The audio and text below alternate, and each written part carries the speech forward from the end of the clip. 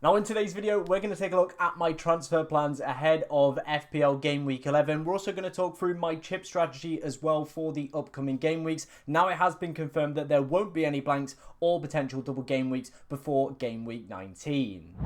Now, of course, before we dive into today's video, if you do enjoy any of the content that you see on the channel, please be sure to like, comment, and subscribe, as we are trying to hit 25,000 subscribers before the end of the season, and it is only possible with your guys' amazing support. So if you do enjoy the content, make sure you're hitting subscribe, make sure you're liking, and of course, getting your comments in around your teams. Let me know any dilemmas you're potentially having ahead of this game week. As you can see, I'm filming this before the Everton game has taken place, so I still do have Ndai and Michael Keane yet to play. I'm hoping for a clean sheet and a wonderful goal or assist from Ndai, maybe some DEFCON from Keane as well, maybe Ndai as well, both of them. That would be absolutely stupendous. As you can see, we are on the smallest margin of a green arrow, probably kind of like a grey arrow, to be honest, in terms of things. Again, it's been an okay week, to be honest. We got the captaincy right. The Mateta to João Pedro move was pretty much just null, but I think in terms of the money that we've managed to acquire from obviously price drops and price rises, we've still probably come out atop. I think over the the next few weeks will probably be where that move is kind of made or lost, to be honest. Obviously, if João Pedro blanks in the next game and blanks in his one after that, then I think Mateta is still going to be the stronger player across that period.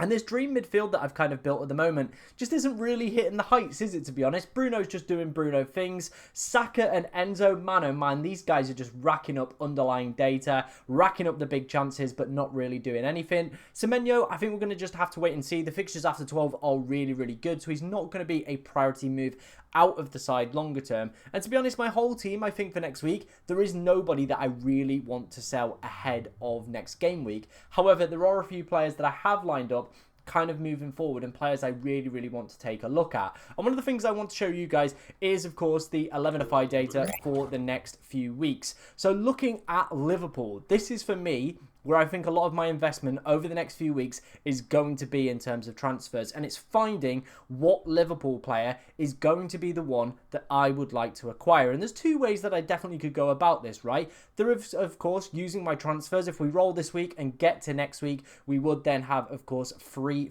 transfers in hand. That means we can pretty much go and get to any Liverpool player we want. Salah, it would require quite a bit of rejigging, but it still is possible. Of course, though, there would be some big sacrifices to, of course, make that happen. It probably would be dropping Bruno and Saka to make that move happen, or of course it would be swapping out Erling Haaland, and the form that he's in at the moment, that doesn't just seem kind of justifiable in my personal opinion right now. He's just on God mode at the moment, and it doesn't really feel like the potential move, of course, that a lot of FPL managers would be looking to make this week. So I'm looking at it and going, right, Salah, that move probably doesn't line up. I think more the Virgil van Dijk move definitely makes sense in game week 12. We're seeing some really good fixtures. We're also seeing some pretty good data out of him as well. The other move that we potentially could go for is looking at some free hits. And of course, the weeks where I could, of course, go for that could be in game week 12. We're seeing a drop off for City's projected goals there at 1.59. So swapping out Erling Haaland, then of course looking to activate the free hit chip in game week 12, get Mohamed Salah in, get triple Liverpool in, maybe a Cody Gakpo,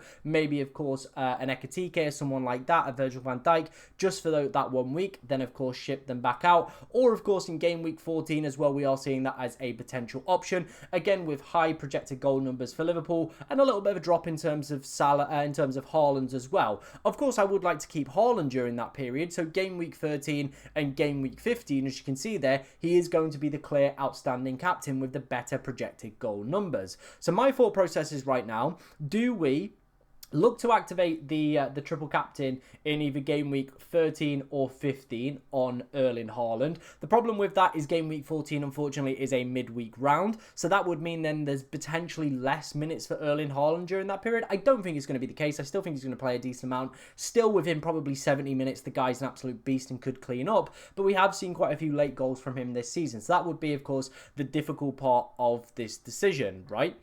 and then obviously look to free hit in game week 12 or game week 14. Those would be the 2 weeks where obviously Salah then is the big kind of key standout asset, and his numbers have been trajecting in kind of the right fashion. Let's take a look at Mohamed Salah then himself. As you can see, obviously game week 12 up against Nottingham Forest, game week 13 a pretty delicious fixture as well, and game week 14 another good one, and even game week 15 for Mohamed Salah. All of these weeks are absolutely fantastic for Liverpool from a kind of attacking perspective and also a defensive perspective as well. So there's lots of scope to, of course, look for that Mohamed Salah move. However, at the moment, I just don't think he's justifying that 14.2 million price tag. So it is kind of just identifying, I think, for me, the weeks where I probably will look for a free hit or a triple captaincy, and then deciding those are going to be the weeks where I go with Salah. And I'm looking at this, and I think for me, game week 12 or game week 15 are probably going to be the 2 standout weeks. West Ham as well look pretty woeful at the moment, but that Newcastle result maybe has shifted them back in the right way. So it probably is going to be 12 or 15 where I would go with the free hit for Mohamed Salah as well.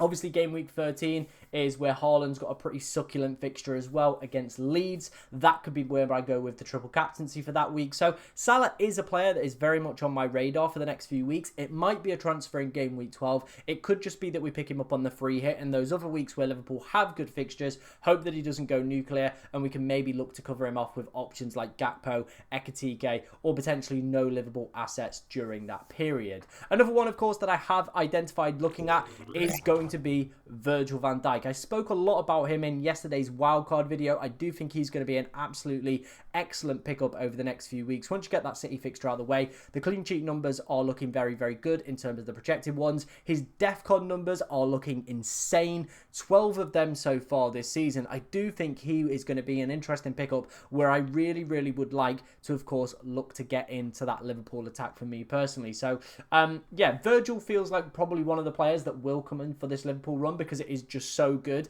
and I want to take full advantage of it. Looking at the attacking players, like I said, it is going to be a little bit more tricky, a little bit more difficult to identify which ones I want to go for. If Salah absolutely destroys City this weekend, then we've got those additional transfers to, of course, accommodate him and go and get him within the side. However, I still don't believe a structure with him and Haaland in is just feasible for me right now. It doesn't really feel like it works. I think there's just too many sacrifices that you do have to make. However, a lot of the cheap assets are really performing well, whether that be defensively, you know, the likes of Richards, Gahey, Anderson, all these cheap guys. Then, of course, you've got your midfielders as well, your Rices, your Caicedos, all these guys just absolutely smashing it out of the park at the moment.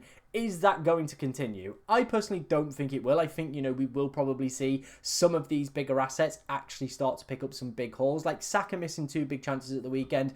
Enzo, again, the past few games has had big chances galore. I do think there will be a point where, of course, this does tip over and we will start to see these kind of more attacking players get kind of, you know, the points. I think Caicedo's just been a little bit lucky so far, to be honest. I think it's like 0.09 XGI per 90 so far this season. So I do think he's been incredibly lucky with his attacking returns. And of course, those defensive contributions just adding an additional kind of fuel to his points total, really, aren't they? So I do feel he's been a little bit lucky, and some of the other assets have been extremely unfortunate. Like I said, I'm going to be looking to focus on some Liverpool assets for game week 12 and beyond. That is the plan. That is the structure. Let's go and take it into theory and put it into our team in Fantasy Football Hub.